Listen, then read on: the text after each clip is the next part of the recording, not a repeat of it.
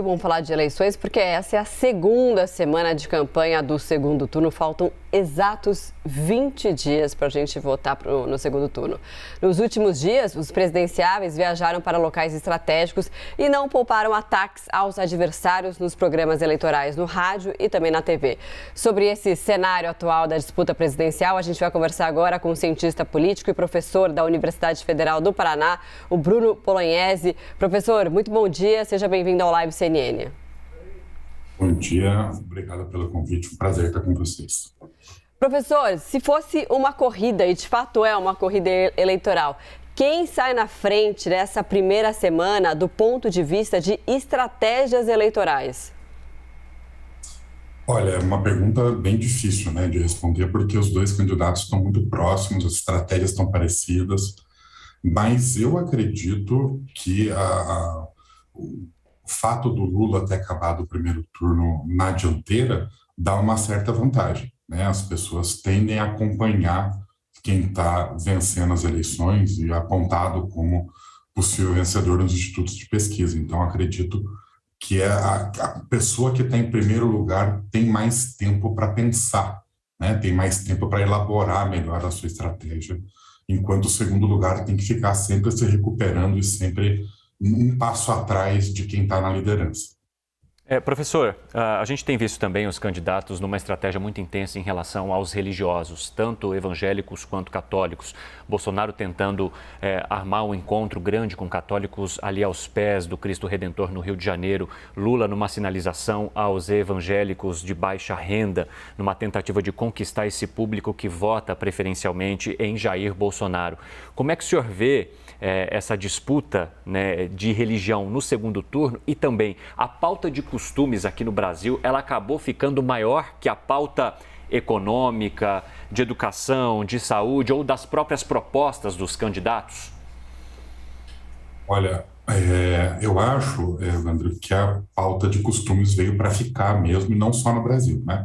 Tem muitos países em que a pauta de costume tem levado a posições políticas ou divisões políticas bastante importantes, né? Aqui no Brasil, Estados Unidos, no Reino Unido, nessa nova extrema-direita, né? Na Polônia, Hungria. Então, acredito que essa pauta de costumes veio para ficar, mas muito porque a corrida está muito apertada, né? Então, quanto mais apertada for a competição, quanto mais próximos tiverem os candidatos, mais carismáticos forem os líderes, mais pequenas diferenças vão importar. Então, nesse sentido, é muito comum que você veja cada um dos candidatos tentando tomar assim, terreno um do outro, né?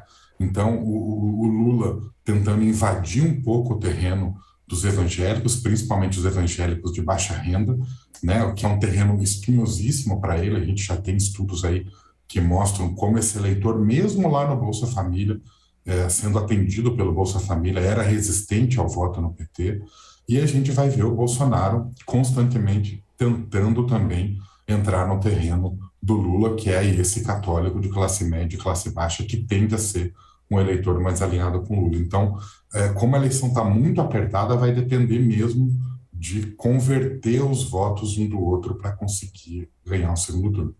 Professor, nesta semana também, aquele pacote de benefícios, né, uma das parcelas vai ser paga nessa semana, né? Então, também começa hoje o empréstimo consignado para quem recebe Auxílio Brasil. Vai ter mais uma parcela do Auxílio Brasil e também o Vale Gás em dobro, né, que vai ser distribuído, que vão ser distribuídos esses 3 benefícios nesta semana. Esses benefícios, assim, agora que eles estão, né, acontecendo com maior intensidade, agora tem essa oportunidade do ponto de vista do presidente Bolsonaro do segundo turno, pode ter algum impacto? Eu acredito que sim. Eu acredito que sim, pode ter. Eu não acho que é o mesmo impacto que a gente teve. A comparação com o Bolsa Família e os governos do PT é um pouco manca, né? Porque eram programas de longo prazo, de muito mais intensidade, né? Então, o retorno era muito mais certo, né? Agora, esse programa do auxílio, do empréstimo consignado, baixando o preço da gasolina, algumas classes específicas atendidas com auxílios do governo, eu acho que tem um impacto principalmente em economias que são um pouco centralizadas, como cidades muito pequenas no interior, e que eu acredito que as pesquisas foram um pouco incapazes de absorver, né? Olhando os resultados das eleições, a gente olha ali para aquele Brasil profundo de cidades muito pequenas, em que a economia depende, às vezes, só da prefeitura, só do funcionalismo público, ou de um pequeno setor de comércio e serviço. E aí o impacto de R$ 600 ou de uma redução no preço da gasolina é razoável. Eu acho que a gente pode esperar. Eu não acredito que isso vá, de repente, dar 10% a mais de votos para o Bolsonaro, mas eu acredito que foi um pouco subestimado no primeiro turno o impacto que esse tipo de coisa pode ter no pequeno e médio prazo. Professor, eu quero falar um pouquinho sobre os debates também, que agora vão ser praticamente duelos, candidatos frente a frente. Eles devem começar na próxima semana, neste ano, com um pool de veículos de comunicação. Aliás, o que a CNN faz parte está marcado para o dia 21 de outubro, às 9h30 da noite, aqui na nossa programação, e as pessoas podem acompanhar. O que esperar de um debate em que esses candidatos vão ficar frente a frente? Hein, professor? Olha, eu acho, assim, isso é claro, um certo chute, né? Mas eu tenho a impressão que Lula vai tentar fazer um debate programático misturado com ataques pessoais, né? Enquanto o Bolsonaro vai tentar fazer um debate só de ataques pessoais, né? E por que eu acho que essas duas coisas fazem muito sentido com a campanha dos dois, né? Os eleitores do Bolsonaro querem ver ele atacando o Lula, né? Isso traz votos para o Bolsonaro, isso garante que as pessoas se identifiquem com o presidente, se identifiquem com a proposta que ele representa no poder.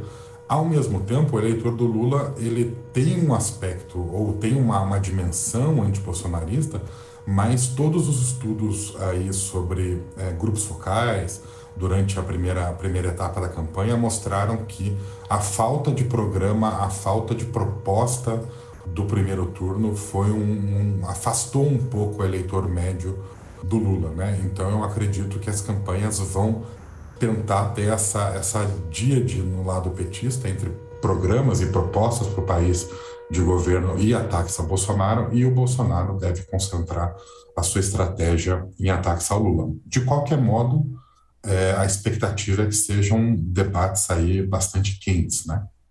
Professor, na semana passada, né, os dois candidatos articularam por apoio político nesse segundo turno. Tiveram apoios importantes do presidente Bolsonaro, do governador de Minas Gerais, Romeu Zema, também do governador de São Paulo, candidato, né, ao governo que acabou perdendo, ficou em terceiro lugar, o Rodrigo Garcia, que é do PSDB, até criou um atrito interno no PSDB depois que ele declarou apoio incondicional ao presidente Bolsonaro. E, por outro lado, tem o ex-presidente Lula, com apoio bastante midiático, né, com a Simone Tebet. Eles estiveram juntos, falaram juntos, ela vai ter um papel mais intenso na campanha, também o PDT de Ciro Gomes. Mas Ciro Gomes ficou ali mais em cima do muro, falou que só ia seguir a orientação do PDT, que é, de fato, em apoio ao ex-presidente Lula. O que esses apoios podem impactar e trazer voto para ambos os lados?